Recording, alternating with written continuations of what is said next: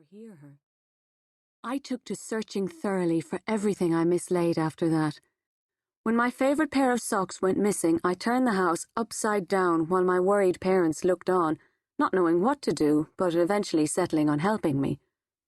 It disturbed me that frequently my missing possessions were nowhere to be found, and on the odd time that I did find them, it disturbed me that, in the case of the socks, I could only ever find one. Then I'd picture Jenny May Butler somewhere, throwing stones, laughing, and wearing my favourite socks. I never wanted anything new. From the age of 10, I was convinced you couldn't replace what was lost. I insisted on things having to be found. I think I wondered about all those odd pairs of socks as much as Mrs. Butler worried about her daughter. I too stayed awake at night, running through all the unanswerable questions, and each morning I was more tired and none the wiser. Perhaps this is why it happened to me. Perhaps because I had spent so many years looking for everything, I had forgotten to look for myself. Somewhere along the line I had forgotten to figure out who and where I was. 24 years after Jenny May Butler disappeared, I went missing too. This is my story.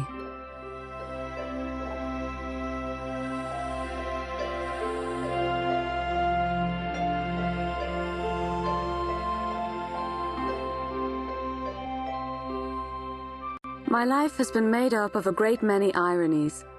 My going missing only added to an already very long list. First, I'm 6'1". Ever since I was a child, I've been towering over just about everyone.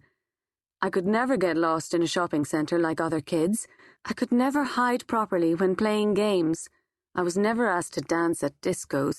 I was the only teenager that wasn't aching to buy her first pair of high heels. Jenny May Butler's favourite name for me, well, certainly one of her top 10, was Daddy Longlegs, which she liked to call me in front of large crowds of her admirers. Believe me, I was the kind of person you could see coming from a mile away. I stick out like a sore thumb. Everyone who passes me remembers me. But despite all that, I went missing. Never mind the odd socks, never mind Jenny May Butler.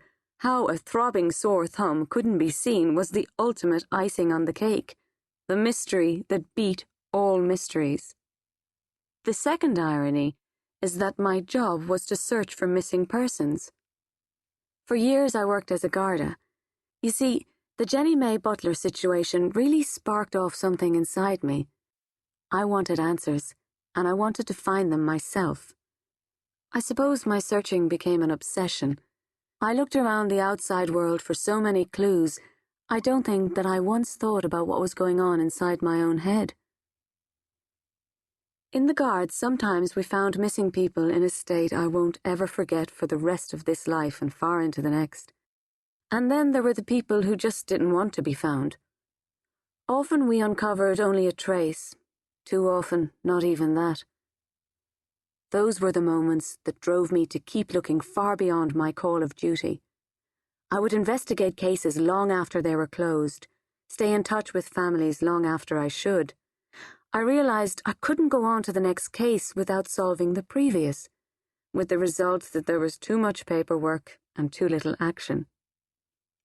And so, knowing that my heart lay only in finding the missing, I left the Gardaí and I searched in my own time. You wouldn't believe how many people out there wanted to search as much as I did. The families always wondered what my reason was. They had a reason, a link, a love for the missing, whereas my fees were barely enough for me to get by on. So, if it wasn't monetary, what was my motivation? Peace of mind, I suppose. A way to help me close my eyes and sleep at night. I've just realized that I haven't even told you my name. It's Sandy Shortt. It's okay. You can laugh. I know you want to.